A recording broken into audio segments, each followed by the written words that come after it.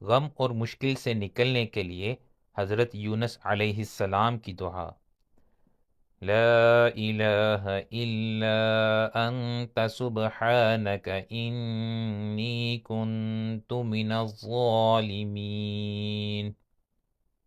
ترجمہ: یا اللہ، تیرے سوا کوئی معبود نہیں، تو ہر عیب سے پاک ہے، بے شک میں قصوروار ہوں۔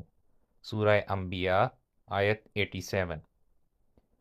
یہ حضرت یونس علیہ السلام کی دعا ہے جو آپ نے سخت تکلیف کی حالت میں، یعنی جب ایک خاص مچھلی نے بحکم الہی آپ علیہ السلام کو نگل لیا تھا تو دریا کی تاریکی، دریا کی گہرائی کی تاریکی اور مچھلی کے پیٹ کی تاریکی میں صرف اللہ کو پکارا تو اللہ نے ان تاریکیوں سے نجات دی۔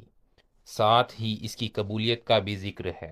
ارشاد ہوا، فَاسْتَجَبْنَا لَهُ وَنَجَّيْنَاهُ مِنَ الْغَمِّ وَكَذَلِكَ نُنْجِي الْمُؤْمِنِينَ۔